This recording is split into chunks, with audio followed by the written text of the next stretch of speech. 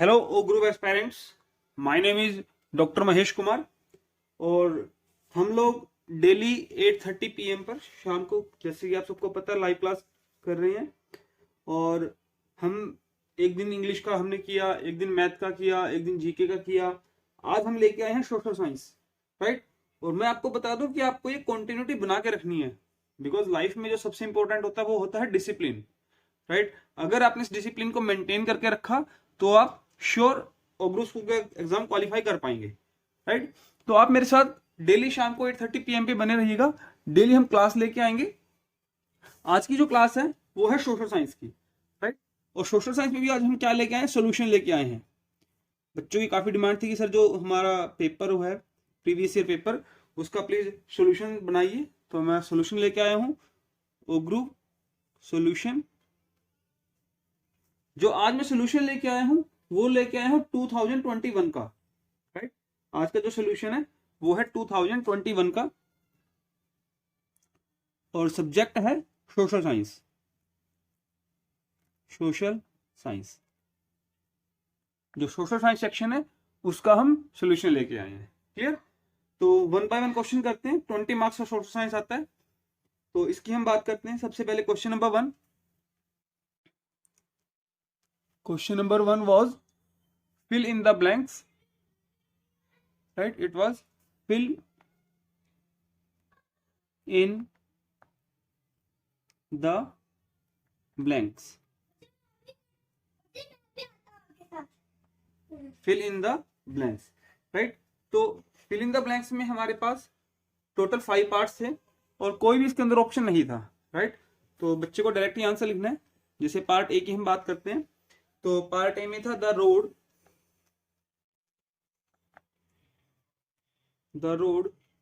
must be crossed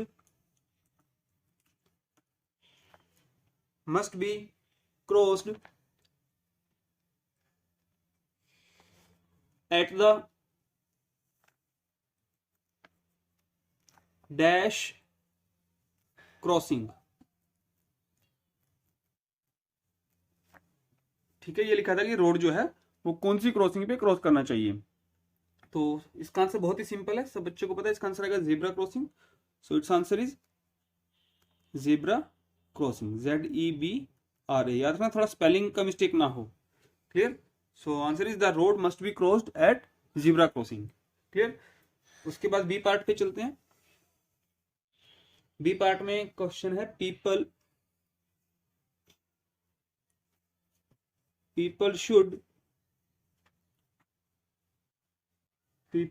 should stand in a dash on the bus stop।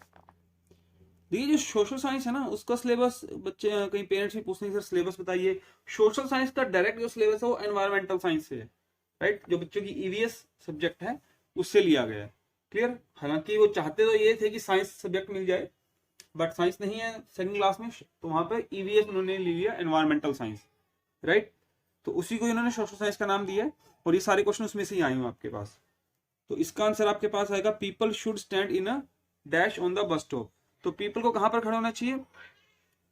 यहां पर आया Q. People को Q में खड़ा होना चाहिए, QUE।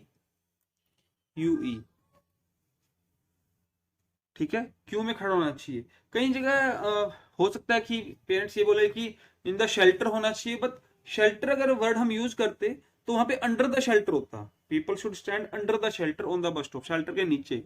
बट क्योंकि यहाँ पे इन लिखा है तो क्यू की ही सेंस बनती है कि लाइन में खड़े होना चाहिए बस स्टॉप के अंदर।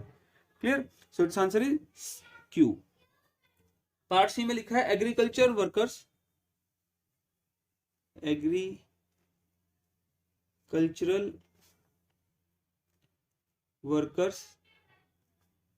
are the people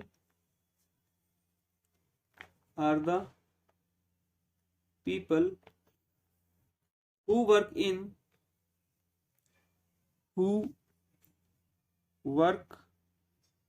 in dash। Agricultural workers are the people who work in dash. Agricultural workers related to agriculture, ठीक है। और हु वर्क इन कहाँ काम करते हैं, नेम ऑफ प्लेस, ठीक है। तो एग्रीकल्चर कहाँ होती है, खेत में होती है, जिसको हम क्या बोलते हैं, farm. So agriculture workers are the people who work in, answer आ जाएगा फार्म, FARM, राइट। तो यहां पर क्या आ जाएगा, फार्म आ जाएगा। क्लियर। उसके बाद डी पार्ट करते हैं। डी पार्ट में आपके पास है trees, trees shed their leaves in the dash season, ठीक है। ये क्वेश्चन है सीजन में से है, बच्चे ने सीजन पढ़े होंगे, summer season, winter season, rainy season, autumn season. तो जिसमें पतझड़ का जो सीजन है उसमें जो पेड़ है वो अपने पत्ते को छोड़ देते हैं, ठीक है।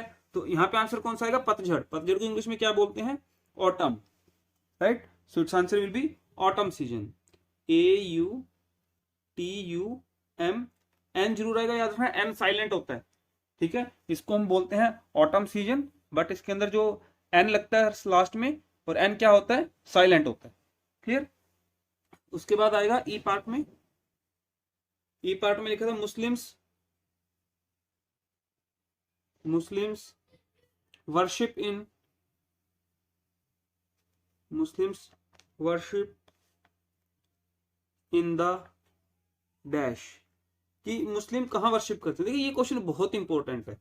एक तो रिलीजन के आपके जो प्लेस ऑफ वर्शिप है और जो होली बुक है, ये बहुत इंपॉर्टेंट है, ठीक है, कि कौन आपका कहाँ पे वर्शिप करता है और किसकी कौन सी होली बुक है। जैसे मुस्लिम की होली बुक है कुरान, QURAN, राइट। क्यू आता वहां पे, के नहीं आता, QURAN, ठीक है। और वो वर्शिप कहाँ पे करता है, यहाँ पे वर्शिप करता है, उसका नाम है mosque, MOSQUE, mosque, right. Muslims worship in the mosque. इसी तरह अगर हिंदू आए, Hindu worship in the temple, holy book of Hindu is Gita, right. अगर आपके पास क्रिश्चियन की बात आए, so Christian worship in the church and holy book of Christian is Bible. अगर सिख की बात आए, Sikh worship in gurudwara and holy book of Sikh is Guru Granth Sahib, right. तो चारों रिलीजन के आपको प्लेस ऑफ वर्शिप और आपके होली बुक है वो आपको लर्न करना है। क्लियर। तो ये क्वेश्चन नंबर 1 था, इसके 5 पार्ट्स थे और 5 मार्क का ये क्वेश्चन था। क्लियर, 5 मार्क का क्वेश्चन था। इसके बाद चलते हैं क्वेश्चन नंबर 2 पे। क्वेश्चन नंबर 2 आया है ट्रू फॉल्स का। क्वेश्चन नंबर 2 आया आपके पास ट्रू फॉल्स का। तो ये क्वेश्चन करते हैं। क्वेश्चन नंबर 2, क्वेश्चन नंबर 2 में लिखा हुआ है राइट और फॉल्स, राइट, ट्रू और फॉल्स। ट्रू और फॉल्स पूछा है कि ट्रू और फॉल्स बताना, स्टेटमेंट दी हुई है। पहली जो स्टेटमेंट दी है उसने बोला we should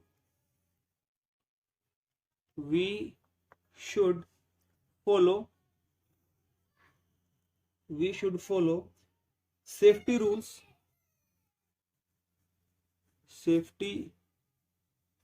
rules to avoid accidents, कि हमें एक्सीडेंट को अवॉइड करने के लिए सेफ्टी रूल को फॉलो करना चाहिए। ये लाइन ट्रू है या फॉल्स है? ऑब्वियस है ये लाइन ट्रू है, ठीक है। मैनर्स की बात भी आती है आपके पास, तो इसका आंसर क्या आएगा? ट्रू, कि हमें एक्सीडेंट को अवॉइड करने के लिए सेफ्टी रूल्स को फॉलो करना चाहिए। क्लियर। उसके बाद बी पार्ट पर चलते हैं। बी पार्ट में लिखा हुआ है we use room heater during summer season,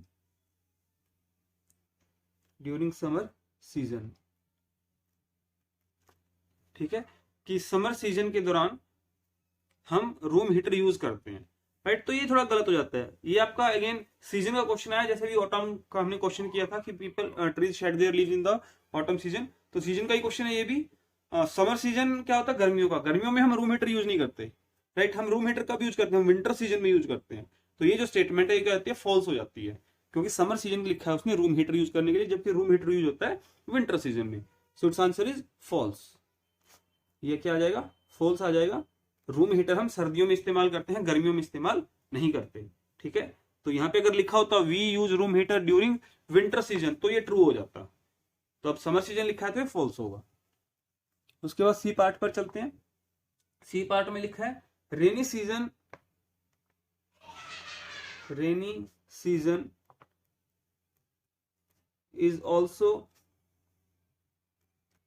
is also known as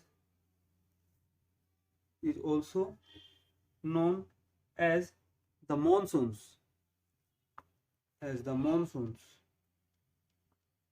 ठीक है, कि रेनी सीजन को मॉनसून्स भी कहते हैं। ये ट्रू है, ठीक है, जो मॉनसून है, मॉनसून में ही बारिश होती है, तो इसका आंसर क्या आएगा, ट्रू आ जाएगा। मॉनसून सीजन में ही बारिश का सीजन होता है, उसको हम क्या बोलते हैं, ट्रू। सो ये स्टेटमेंट क्या है, ट्रू है। क्लियर। उसके बाद डी पार्ट पर चलते हैं। डी पार्ट में लिखा है earth is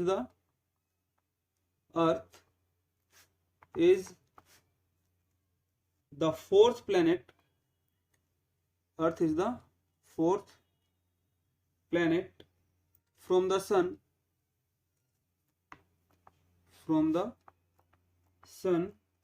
in our solar system।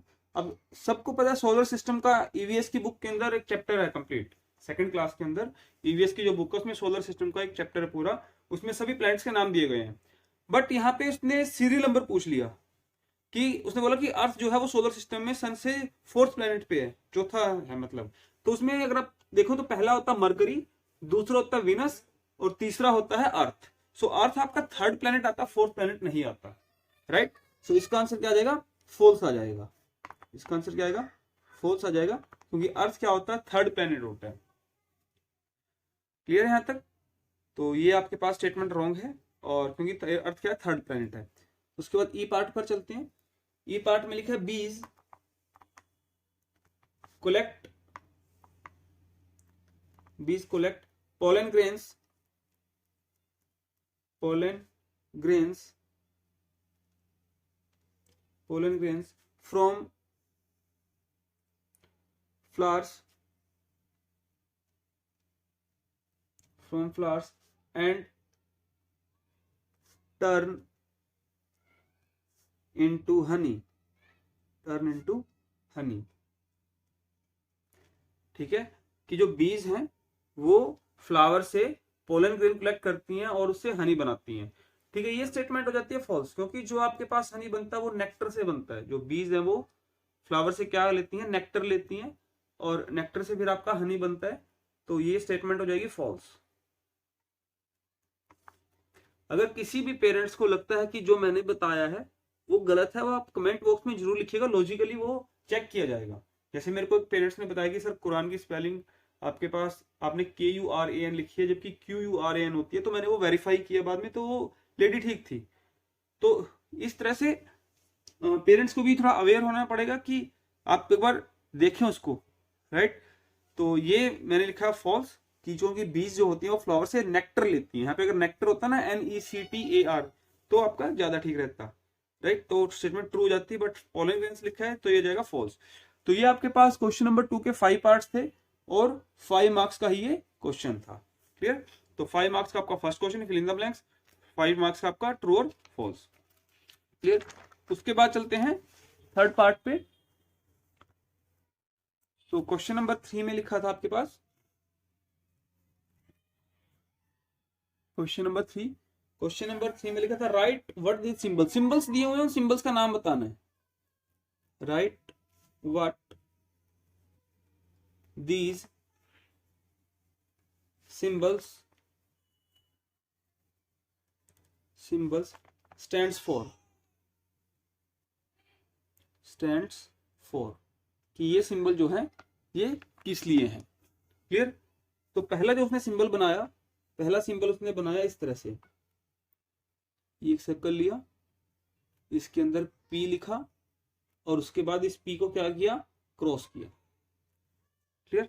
आपसे पूछा कि ये सिंबल किसका है, राइट। सो उसने बोला यहाँ पे दिस मीन्स डैश, क्वेश्चन में आपसे पूछा है कि ये सिंबल किसका है, दिस मीन्स डैश, तो यहाँ पे आंसर क्या आएगा? तो ये आपका रोड सिंबल है, और रोड सिंबल में इसका मतलब क्या होता है? No parking. So it's answer is no parking, no parking. Clear? इसका आंसर क्या आएगा? No parking. तो सिंबल्स आपको अच्छे से लर्न करने हैं। बी पार्ट में भी सिंबल्स दिया हुआ है, ये सिंबल्स थोड़ा टिपिकल है। I try to make it, I try to draw it. इसको ड्रॉ करने की कोशिश करते हैं। इसमें कुछ इस तरह से दिया हुआ है,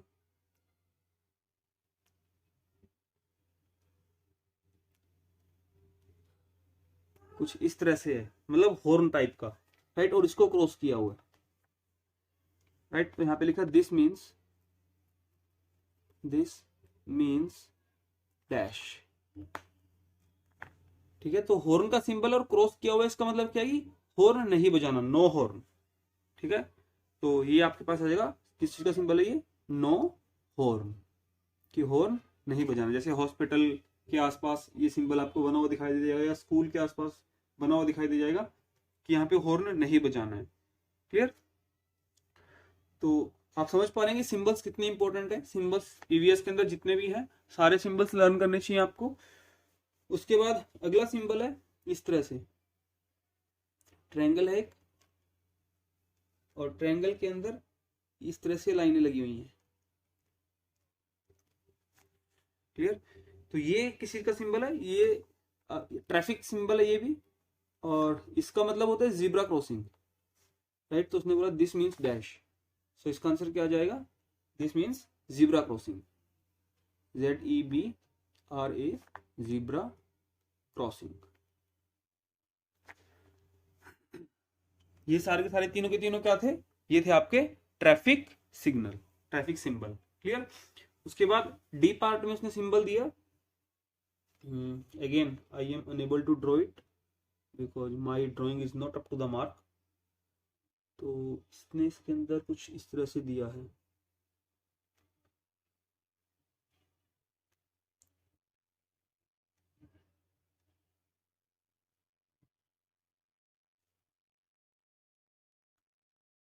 हालांकि आप बुक से देख सकते हो, बुक में थोड़ा ज्यादा क्लियरली दिया होगा। ये कुछ इस टाइप का सिंबल है, ये इग्लू का सिंबल होता है, राइट। आप ईवीएस की बुक में देखोगे तो इग्लू का सिंबल है। तो this house is called, this house is called, उसने बोला कि इस हाउस को क्या बोलते हैं। ठीक है, तो ये नेम ऑफ हाउस में आ जाता है, this house is called, answer is igloo. इसका आंसर आ जाएगा igloo, IGLOO। This house is called igloo. Clear? उसके बाद जो लास्ट सिंबल था, last symbol was of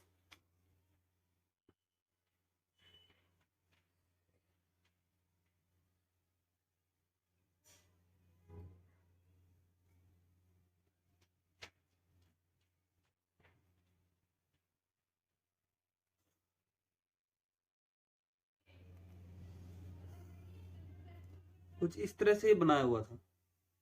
clear? तो ये भी एक हाउस का सिंबल है, और ये पूछा गया कि ये किस हाउस का सिंबल है। जैसे इग्लू का सिंबल था, तो ये किस हाउस का सिंबल है? This house is called, this house is called dash. तो इसका आंसर आ जाएगा टेंट। ठीक है, ये क्या है? टेंट है, TENT। ठीक है, तो ये कुछ सिंबल्स आए थे इस बार एग्जाम में 2021 में सोशल साइंस के अंदर, और उससे सिंबल्स का मीनिंग पूछा गया था। 3 सिंबल ट्रैफिक सिग्नल के थे और 2 सिंबल हाउस के थे। क्लियर? टोटल 5 सिंबल थे और 5 मार्क्स का ही क्वेश्चन था। तो 3 क्वेश्चन हो गए 5 मार्क्स से, 5 3 जा 15। उसके बाद क्वेश्चन नंबर 4 पे चलते हैं। क्वेश्चन नंबर 4 सोशल साइंस का लास्ट क्वेश्चन था। क्वेश्चन नंबर 4 में लिखा हुआ था, right a paragraph, right a paragraph on monsoon season between 60 to 75 words. ठीक है, उसने बोला कि मॉनसून के ऊपर 60 to 75 वर्ड्स के ऊपर पैराग्राफ लिखना है। तो देखिए इसके अंदर आपका क्या है कि एक तो बच्चे को इस चीज के लिए तैयार करना है कि बेटा जैसा मर्जी आपके पास वो ऐसे आ जाए, पैराग्राफ आ जाए, आपको उस पर 10 लाइन्स लिखनी है। ठीक है, 10 लाइन्स लिखनी है। नंबर एक बात, वो 10 lines related to the content होनी चाहिए। दूसरी बात, वो 10 लाइन्स ग्रामेटिकली ठीक होनी चाहिए। तीसरी बात, उन 10 लाइन्स में स्पेलिंग मिस्टेक नहीं होनी चाहिए। ठीक है, तो जो ओग्रो स्कूल है वो सेकंड क्लास के बच्चे से यही एक्सपेक्ट करता है कि अगर एकदम से कोई टॉपिक आ जाए बच्चे को जो बच्चे ने नहीं पढ़ा, क्योंकि हम जनरल स्कूल में देखते हैं जो एस्से राइटिंग होती है सेकंड क्लास के अंदर वो किसकी हो गई, काउ की हो गई, माई बेस्ट फ्रेंड की हो गई, ठीक है, माई स्कूल की हो गई, बस ज्यादा ज्यादा इतनी होती है, इससे ज्यादा नहीं होती है। ये जो सिंपल सिंपल एस्सेज है वो करवाते हैं। बट ओग्रो स्कूल के अंदर जो पैराग्राफ आता है, पहले तो अगर 2021 से पहले की बात करूं मैं, तो उस टाइम पे कॉम्प्रिहेंशन भी आता था और एस्से भी आता था। बट अब इन्होंने कॉम्प्रिहेंशन खत्म कर दिया है और अब ये सिर्फ क्या करते हैं, एस्से लिखवाते हैं। तो ऐसे बच्चे का ऐसा करना है कि वो उसको अपनी लैंग्वेज में लिख सके, खुद से सोच के लाइन बना के लिख सके। बस वो जो लाइनें लिखी वो रिलेटेड टू कंटेंट होनी चाहिए, ग्रामेटिकली ठीक होनी चाहिए, स्पेलिंग ठीक होनी चाहिए। जैसे अगर मैं एक बच्चे के पॉइंट ऑफ व्यू से लिखता हूँ, मैं अपने पॉइंट ऑफ व्यू से नहीं लिख रहा इसको, अगर मैं बच्चे के पॉइंट ऑफ व्यू से लिखता हूँ तो मॉनसून सीजन, यहाँ पे ऊपर सबसे पहले क्या करना है, बच्चे को बोलने के ऊपर टाइटल डालेगा। जिस साल में पूछा गया मॉनसून सीजन पहले पूछा था, मॉनसून सीजन आ जाएगा। सबसे पहले लाइन आप क्या, कि इंडिया के अंदर काफी सारे सीजन है। India has many seasons.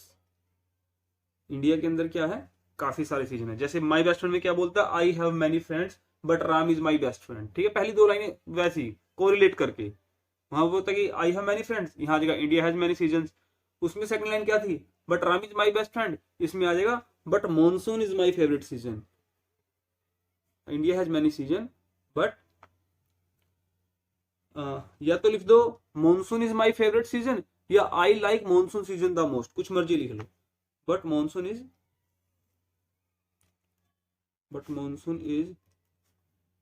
My favourite season.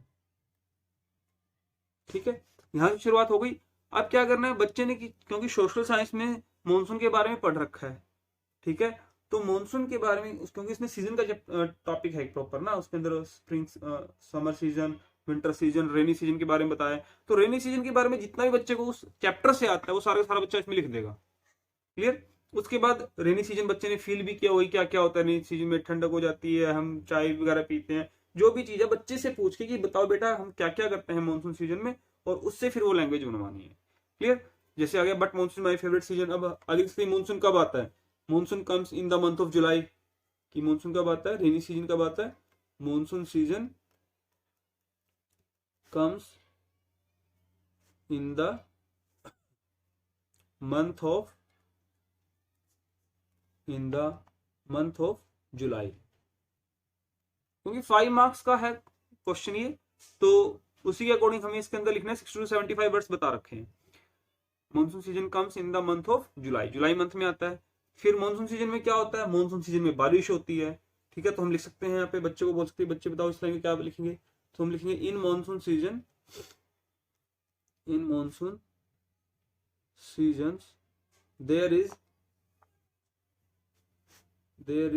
A lot of rain, बहुत सारी बारिश होती है। बच्चे ने लिख दिया कि मानसून सीजन में क्या होता है, बहुत सारी बारिश होती है। ठीक है जी, बारिश होती है, फिर क्या होता है, बच्चे से ही पूछना है, मतलब बच्चे की हमें सोचने की पावर को इंप्रूव करना है कि बच्चे का अगर एकदम से कोई ऐसे आ जाए तो बच्चा उसको अपनी लैंग्वेज में लिख सके। ठीक है जी, बारिश हो गई, बारिश में फिर हम क्या यूज करते हैं, बारिश में हम अम्ब्रेला यूज करते हैं। ठीक है, तो यहाँ पे क्या लिख देंगे, people use umbrella in monsoon season. People क्या करते हैं, मॉनसून सीजन में अम्ब्रेला यूज करते हैं। क्लियर। अच्छा जी, अम्ब्रेला के बाद और क्या यूज करते हैं, रेनकोट भी पहनते हैं पीपल, क्योंकि जो बच्चे की बुक है ना उसमें लिखा हुआ है बच्चे क्या करते हैं, उसके अंदर रेनकोट पहनते हैं, अम्ब्रेला यूज करते हैं, गम बूट्स यूज करते हैं, वो सारी चीजें बच्चों ने यहाँ पे लिख देनी है। Clear. People use umbrella in monsoon season. और क्या होता है, people we wear raincoat in this season, ठीक है, कहीं पर पीपल डाल दिया, कहीं पर वी डाल दिया, we use raincoat also in this season, कि इस सीजन में हम रेनकोट भी यूज करते हैं, ठीक है ना। और क्या होता है मानसून सीजन में, मतलब बच्चे से ही पूछना है और उसी के अकॉर्डिंग रिप्लाई करना है, क्लियर, उसी के अकॉर्डिंग हमें लिखते जाना है।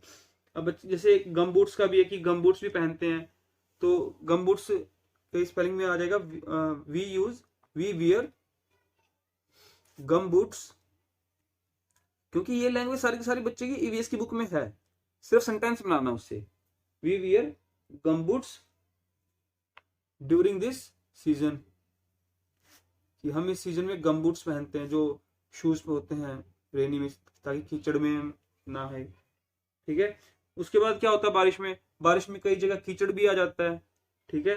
सो क्या आ जाएगा, देयर इज सम पडल्स कीचड़ को बोलते हैं, या मड लिख सकते हो, देयर इज सम, चलो मैं मड लिख देता हूँ, there is some mud in this season. देखो वहां पे कोई ये चैलेंज नहीं करेगा, नहीं बेटा ऐसा नहीं ऐसा होता है, अगर वो लाइन कंटेंट के अकॉर्डिंग है तो वो ठीक मानी जाएगी, ठीक है। There is some mud in this season, ठीक है जी। और क्या होता है, बच्चे एंजॉय करते हैं बारिश में नहाना, ठीक है। Children enjoy to take a bath in the rain, बच्चों को बारिश में भीगना अच्छा लगता है, ठीक है। अब आप देख पा रहे हो वर्ड्स ज्यादा ही हो गए बल्कि, और सारी की सारी लाइनें जो है वो बच्चे के लेवल की हैं, कोई हाई फाई लेवल की नहीं है कि हमें कुछ ज्यादा टेक्निकल लिख दो, बिल्कुल ही सिंपल लैंग्वेज है बच्चे के लेवल के अकॉर्डिंग, क्लियर। उसके बाद हम इसमें और क्या लिख सकते हैं कि बच्चे बारिश के में नहाते हैं, हम गर्म चाय पीते हैं, ठीक है ना। सो हम क्या लिखते हैं, we take hot tea and, ठीक है। तो कुछ खाने के आइटम, समोसा लिख दिया, पकौड़ा लिख दिया, कुछ भी लिख दिया, we take hot tea and hot samosa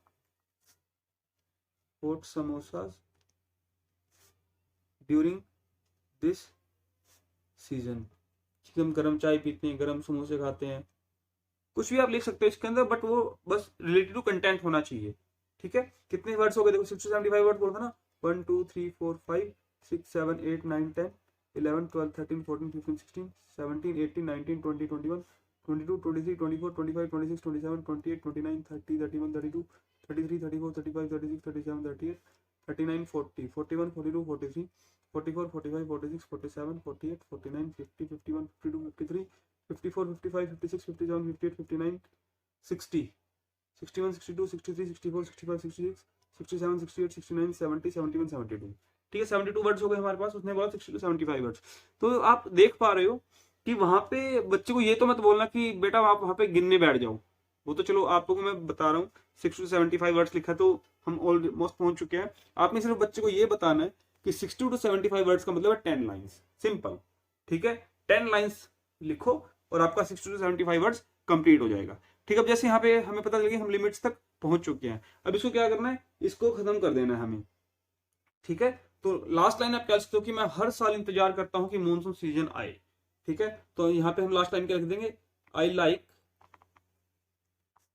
to wait for monsoon season every year, कि हर साल मैं मॉनसून सीजन की वेट करना मुझे अच्छा लगता है, बस यहाँ पे खत्म कर दिया।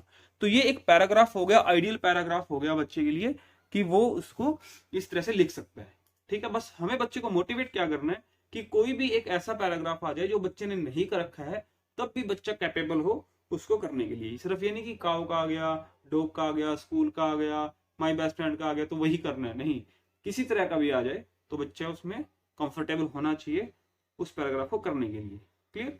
तो ये भी आपका 5 मार्क्स का ही था, क्लियर। तो इस तरह से 4 क्वेश्चन आए थे, 5 4 20। तो टोटल जो आपके पास ये 2021 के अंदर सोशल साइंस का था, ये टोटल था 20 मार्क्स का, ये टोटल था 20 मार्क्स का, ठीक है। तो 20 मार्क्स में 5 मार्क्स के 4 क्वेश्चन आए थे।